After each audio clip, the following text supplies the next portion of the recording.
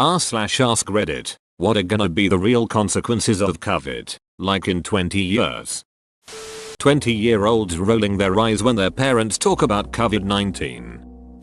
I wonder how colleges, universities will be impacted. My college moved all its classes for the next 3 semesters online, and the first question that was asked was, will you be reducing tuition? I think if they don't, a lot of people won't be able to go to college or finish out their degrees. In 100 years they will be making memes about how the 20s of each century started with a plague. Edit. Row. My first comments to get over 1,000. Thanks guys. More jobs will become remote as employers realize it's more efficient. My worry is that more jobs might be pushed abroad to cheaper countries when employers realize jobs can be done remotely. Kids who are just starting school this year will have a completely different experience for the rest of the school life. If I recall correctly, there have been studies about the first few foundation years of school being a clear predictor for the rest of your learning life. No idea what will be different. Just that these kids are not going to be like any other cohort of students. The kids of today will be paying financially for this. Hopefully we will be better prepared for the next inevitable pandemic. Conspiracy, or people believing that COVID was just a conspiracy and the millions that died never really existed. r/Historimums is gonna be popping. I work on a COVID ICU as a nurse. When our patients get discharged from the ICU, many of them will have lasting if not permanent conditions from this disease. It's really too early to tell how many survivors will have disabilities and how many will recover 100%. Simply being laid out on a ventilator for 20-30 days takes a while to recoup from. Should one suffer strokes, renal damage or impaired lung function, those conditions can follow them for the rest of their possibly shortened lifespan. Having a large number of people suddenly disabled and without employment-tied health insurance in falling economy is going to perhaps be a problem.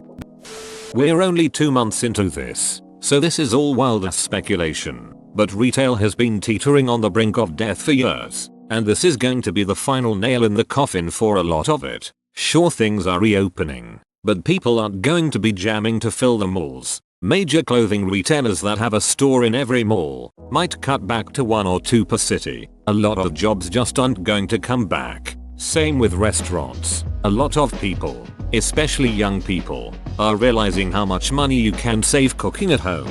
A lot of servers aren't getting their jobs back. The economic slump is going to require a lot of stimulus, which means in 20 years, taxes are gonna be crazy. The socialization effects of young kids during this time. By the time children are 3 years old, 80% of their brain is wired, developed to accept love, how to play, how to learn, act. By age 5, 90% of their brain is wired. All the children who are missing out on a year or more of socialization could have unknown consequences. Strong family ties where they are afraid to leave home, a harder time making new friends, difficulty socializing, depression or other mental health issues later on in life. I know people think that keeping their 2 or 3-year-old home, even elementary kids, isn't a big deal, but having this time where they are kept inside and only seeing their parents and siblings is going to affect them in unknown ways 20, 30, 40 years down the road. I'm wondering if more people will move to the burbs. I've always loved my neighborhood in spite of having very little space and a tiny yard, but lately I've wished that we lived somewhere with a bigger yard, with trees, a driveway with a basketball hoop, room for home offices, etc. Especially if telecommuting becomes more common or if kids can't go back to school in the fall. A lot of low-paid essential workers are going to be bitter, rightfully so. I expect some changes are going to result from that whole situation. Companies will start saving money for emergency funds. Then new management will take over and spend all the money meant for emergencies on frivolous shit. An emergency will happen and the employees will suffer again. TBH, humans are such creatures of habit, so we'll inevitably go back to our old ways of not washing hands, going to crowded areas while sick, go on cruise ships, etc. Economically we'll change, but for the most part we'll go back to our carelessness much sooner than 20 years. I am guessing another baby boom might happen after the quarantine, so I guess we'll have another boomer generation. We're gonna use the opportunity to say okay boomer to teens and young adults by then, lol. Our generation will be the silly grandparents wiping down groceries before we put them away. Oh grandpa, you don't have to do that. I lived through COVID-19 back in 2020 and kept you alive. When I'm an old man, handshaking will probably be seen as a quaint traditional greeting that only old men who know each other closely will do. I think we'll have seen a real kick in the pants for the work at home initiative.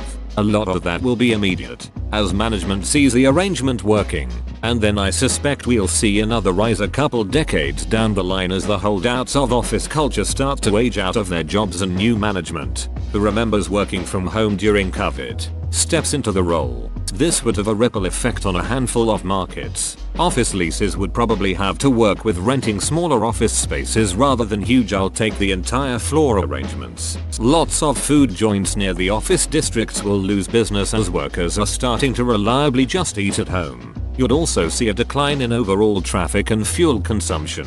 Maid and janitorial services will likely see a decline in profits as well. Again, I imagine this to be a some now, some later situation, so we'll get shades of this pretty immediately after stay-at-home ends. On the flip, any office worker benefiting from this arrangement will see immediate personal savings in not eating out, coffee made at home and fuel unused. I have the sneaking suspicion that this whole scenario has resulted in countless I can't cook adults finally picking up a skillet and a chicken breast and amazing themselves with their newfound powers, which could again save money in the immediate personal way. I also imagine, given the spring timing of the situation, we'll have more than a few gardeners crop up as a result of this scenario. 2. A drop in demand for oil would likely result in lower oil prices.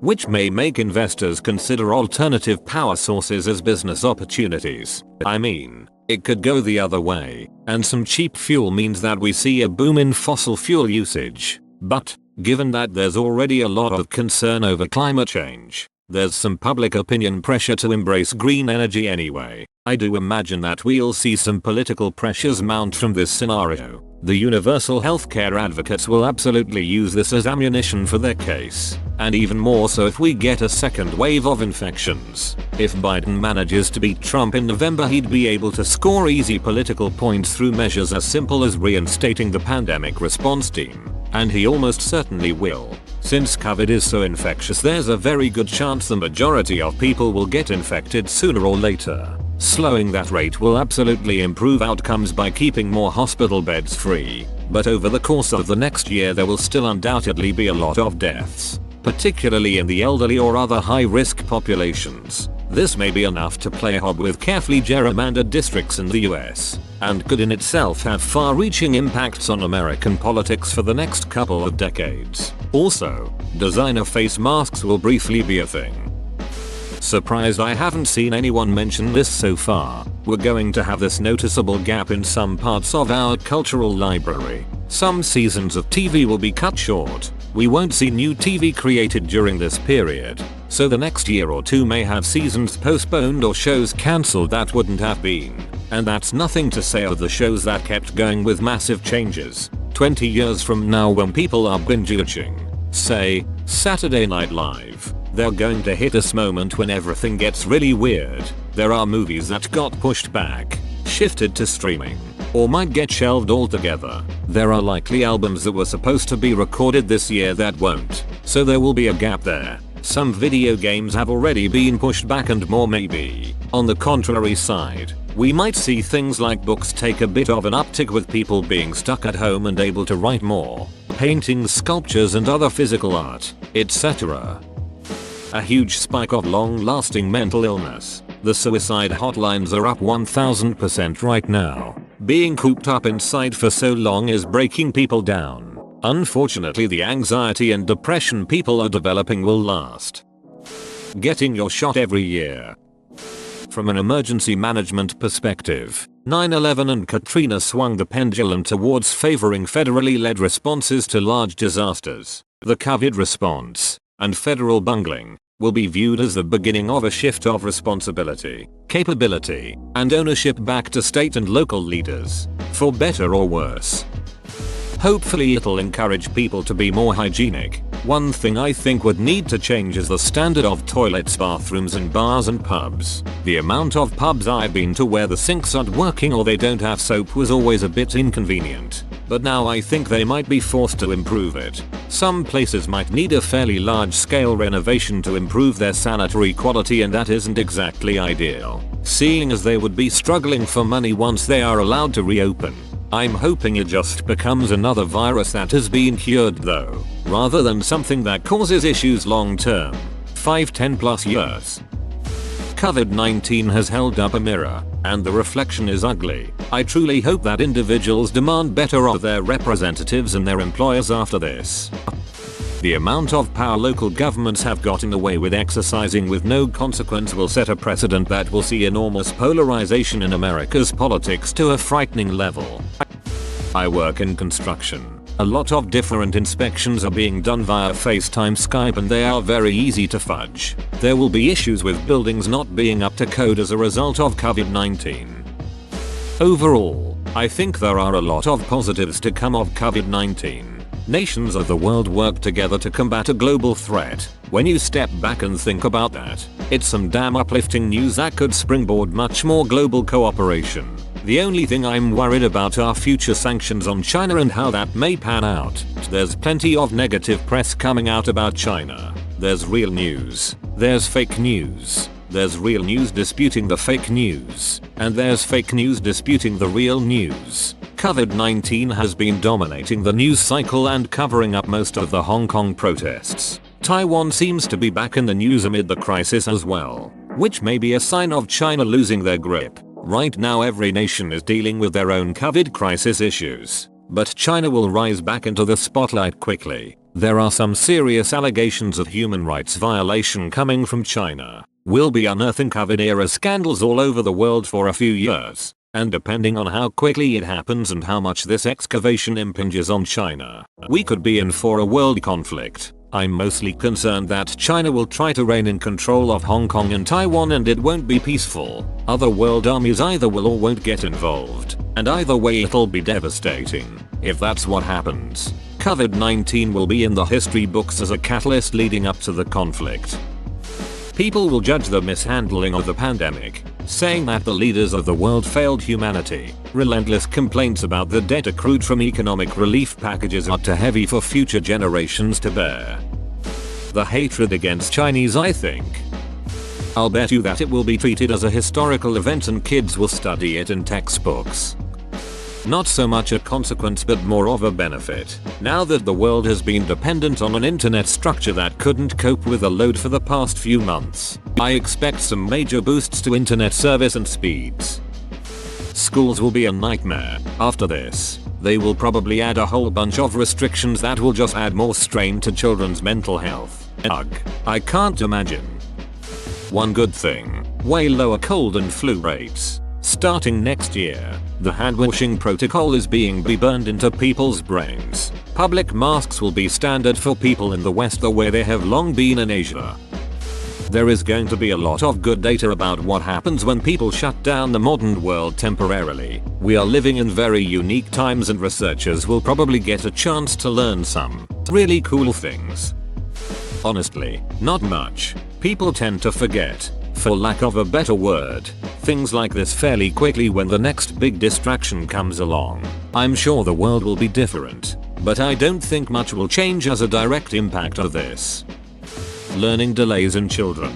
There is gonna be a huge backlog in children not making academic gains, so the next couple months of school will be making sure students are catching up because there's a chance that a good chunk of these kids aren't learning at home. The fact that the economy is, to put it mildly, severely disrupted. Movies theaters have been tanking, but after this they'll pretty much be rendered useless since they are no longer being provided exclusivity. Trolls 2 was released online. They're not going to be around for much longer, so enjoy them while you still have them in your town or city. In my opinion, I love them. But if they have to go, let's just bring back drive-ins. Not everyone wants to stay in to watch a movie. I like going out to watch them, and drive-ins are so nostalgic and fun.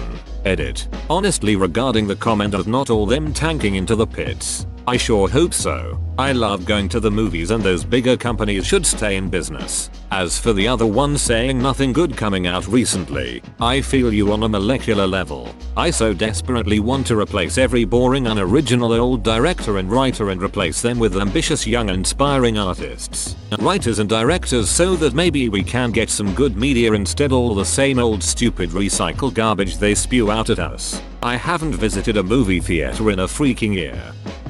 All you can eat buffets are seriously going to suffer. The new trend will all you can eat. But ordered. Whoa, you made it to the end? You're a ducking beast. I'll cut you a deal. Smash like and subscribe for more curated content, bruh. It's free and that's a great price.